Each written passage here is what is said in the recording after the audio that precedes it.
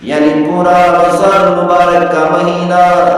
دن ہو یا رات، ہر وقت پیغمبر صلی اللہ علیہ وسلم اللہ کی عبادت میں مصروف رہتے، سجدوں میں مصروف رہتے، نوافل میں مصروف رہتے، ذکر اذکار میں مصروف رہتے، صحابہ کرام رضوان اللہ علیہم اجمعین کی تربیت میں اور ان کو واضح و نصیحت میں مصروف رہتے، استغفار میں مصروف رہتے، اللہ تعالیٰ کے ذکر میں مصروف رہتے۔ الحمدللہ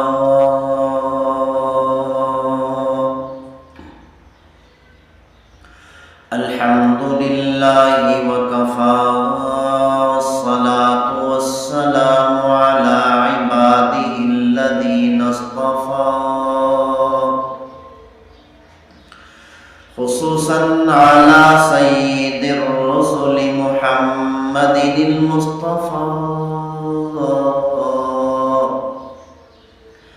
وعلى آله المجتبى وعلى أصحابه الأتقياء والأصفياء أرسله بالحق بشيرا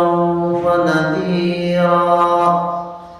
وداعيا إلى الله بإذنه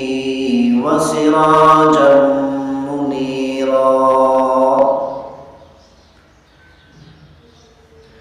أما بعد فأعوذ بالله السميع العليم من الشيطان الرجيم بسم الله الرحمن الرحيم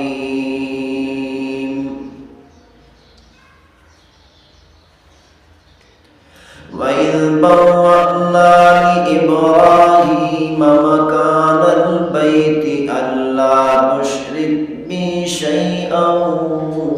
وَطَهِّرْ بَيْتِيَ لِلطَّائِفِينَ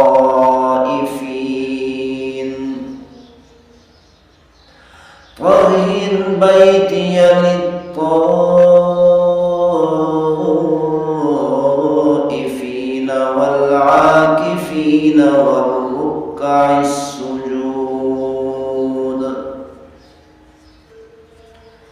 قال النبي صلى الله تعالى عليه وسلم من اعتكف يوما ابتغاء وجه الله جعل الله بينه وبين النار 3 خنادق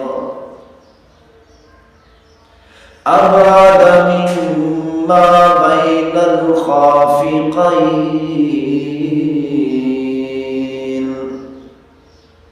رواه البيهقي والطبراني. یہ رمضان مبارک کا مہینہ ہے. ہر مسلمان کو چاہیے رمضان مبارک کے آخری عشرہ میں، آخری 10 دنوں میں اعتکاف کریں. بخاری اور مسلم شریف کی روایت ہے عن عائشہ رضی اللہ عنہا قالت اذا دخل رمضان